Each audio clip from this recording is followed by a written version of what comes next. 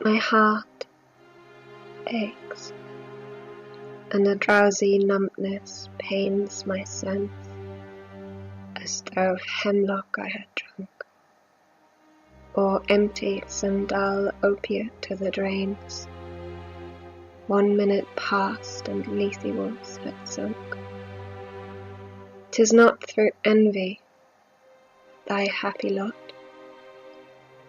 but being too happy in thine happiness, that thou, light-winged dryad of the trees, in some melodious plot of beeching green and shadows numberless,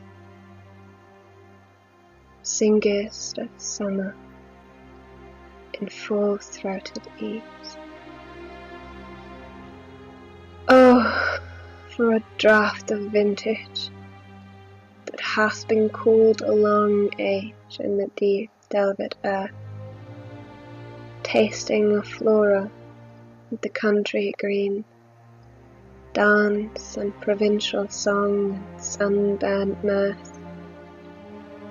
Oh, for a beaker full of the warm south, full of the true, the blushful hippocrene, with beaded bubbles winking at the brim, and purple stained mouth, that I might drink, and leave the world unseen, and with thee fade away to the forest dim.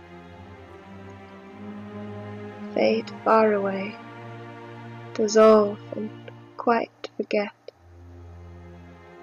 what thou among the leaves hast never known, the weariness, the fever and the fret, here where men sit and hear each other groan, what palsy shakes a few sad last grey hairs, where youth grows pale and spectre thin and dies, where but to think is to be full of sorrow and leaden-eyed despairs, where beauty cannot keep her lustrous eyes, or new love pine at them beyond tomorrow.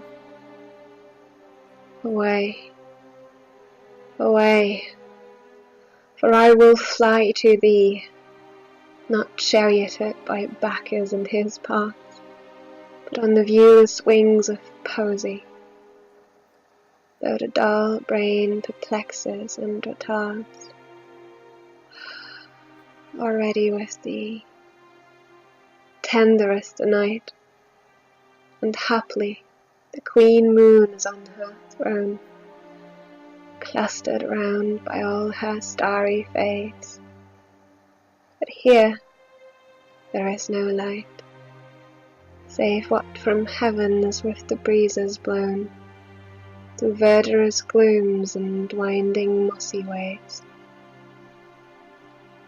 I cannot see what flowers are at my feet, nor what soft incense hangs upon the boughs, but in embalmed darkness guess each sweet, where with the seasonable month endows the grass, the thicket, and the fruit tree wild, white hawthorn and the pastoral eglantine, fast fading violets covered up in leaves, and mid May's eldest child, the coming musgroves, full of dewy wine, the murmurous haunt of flies on summer eves. Darkling I listen, and for many a time I have been half in love with easeful death, called him soft names and many a music rhyme, taken to the air my quiet breath. Now, more than ever, seems it rich to die, to seize upon the midnight with no pain, while thou wert pouring forth thy soul abroad in such an ecstasy. Still wouldst thou sing, and I have ears in vain to thy high requiem become a sod. Thou wast not born for death, immortal bird. No hungry generations track thee down. The voice I hear this passing night was heard in ancient days by emperor and clown. Perhaps the self-same song that found a path through the set heart of Ruth, when, sick for home, she stood in tears amid the alien corn. The same that oft times hath charmed magic casements, opening on the foam of perilous seas, in fairy lands forlorn. Forlorn. The very word is like a bell to toll me back from thee to my sole self. Adieu. The fancy cannot cheat so well as she's famed to do, deceiving elf. Adieu, adieu.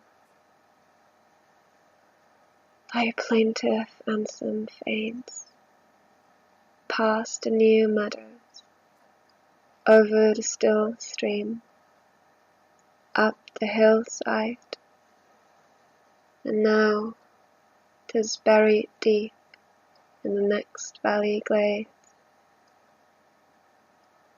Was it a vision or a waking dream?